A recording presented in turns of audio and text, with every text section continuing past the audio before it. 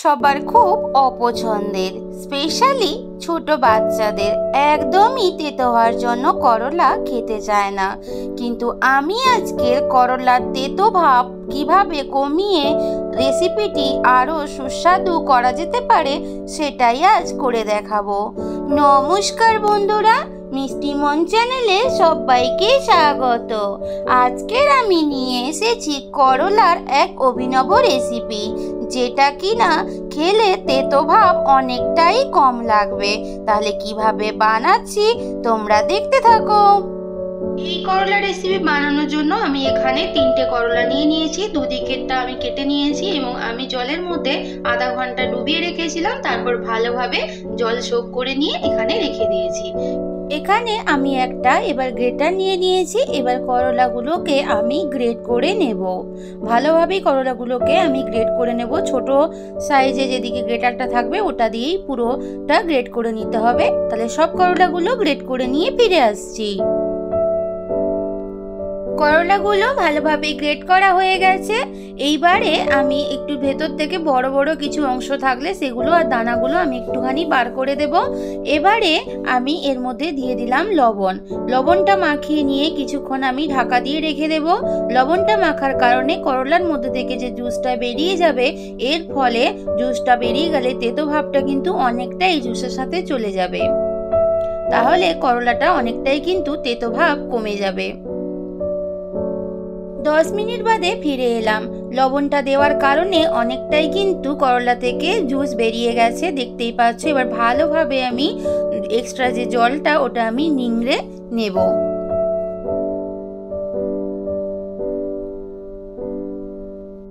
Great করা করলা থেকে ভালোভাবেই কিন্তু এক্সট্রা জুসটা বের করে নিয়েছি।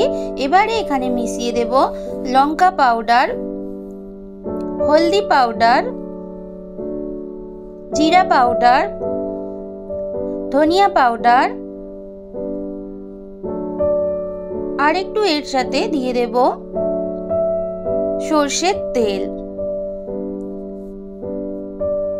এবার সবকিছু একটু ভালো করে মিশিয়ে নেব। গ্রেট করা করলার সাথে ভালো করে সবকিছু মাখানো হয়ে গেছে। এবারে আমি ঢাকা দিয়ে কিছুক্ষণ রেখে দেব।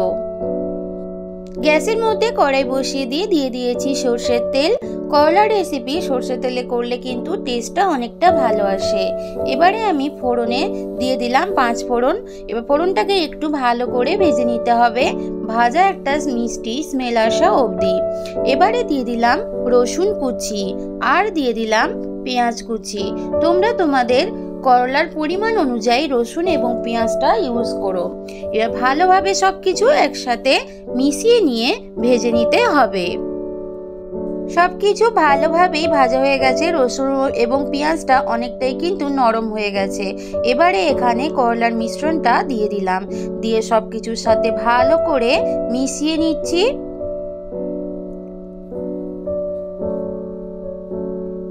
নিয়ে কিছুক্ষণ একটু ভেজে নিতে হবে। যতক্ষণ না করলাটা ভালোভাবেই নরম হয়ে যায় ততক্ষণ অবধি কিন্তু ভালোভাবেই রান্নাটা করে নিতে হবে। এবারে একটা ঢাকা দিয়ে কিছুক্ষণ রেখে দেব।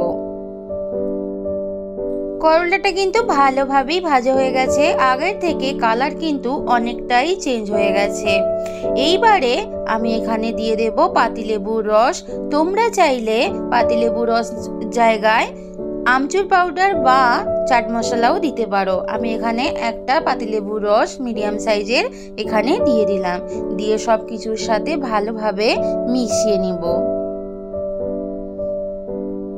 এই পাতিলেবুর রসটা দেওয়ার ফলে করলার মধ্যে যে তেতো ভাবটা আছে সেটা কিন্তু অনেকটাই কমে যাবে। এরকম একটা রেসিপি যদি গরম গরম ভাতের সাথে পাওয়া যায় তাহলে কিন্তু আর কথাই নেই।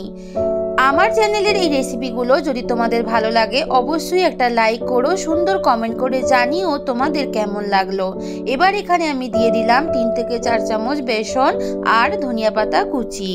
এবার সবকিছু আরো ভালো করে মিশিয়ে নেব। বেসনটা কিন্তু ভালোভাবে করলার সাথে মিশে গেছে, দেখতেই পাচ্ছ। তোমরা চাইলে এখানে একটুখানি জলে ছিটাও দিতে পারো, তবে করলার মধ্যে অনেকটাই জলীয় ভাব ছিল, সেটা বেসন দেওয়ার ফলে ভালোভাবেই মিশে গেছে। এবার আমি নামিয়ে নেব। কড়াই থেকে নামিয়ে নিয়ে প্লেটের মধ্যে সুন্দর করে রেখে দিয়েছি। তোমরা এইভাবে গরম গরম ভাতের সাথে সর্ষের তেল দিয়ে ভর্তা হিসেবেও কিন্তু খেতে পারো।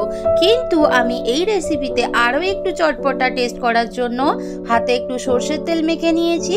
মেখে নিয়ে এবারে মিশ্রণ থেকে কিছুটা পরিমাণ নিয়ে গোল গোল আকারে আমি বড়ার আকারে বানিয়ে নেব। তাহলে সমস্তগুলো বড়ার আকারে বানিয়ে নিয়ে তোমাদের সামনে ফিরে আসছি।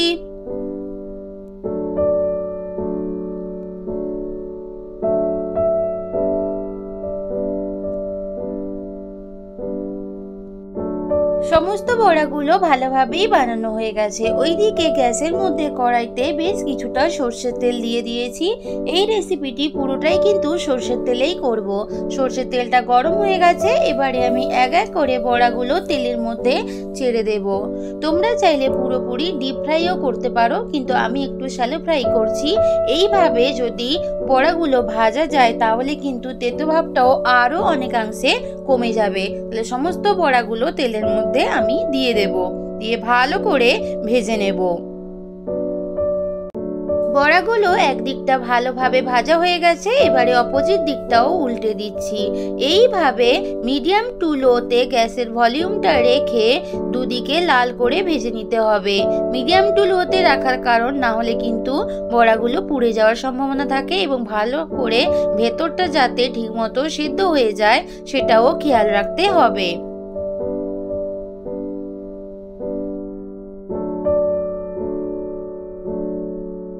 বড়াগুলো দুদিকে ভালোভাবেই ভাজা হয়ে গেছে, এবারে আমি তুলে নিচ্ছি। এতক্ষণ যারা আমার সাথে পুরো রেসিপি জুড়ে আছো তোমাদের সবাইকে অসংখ্য ধন্যবাদ।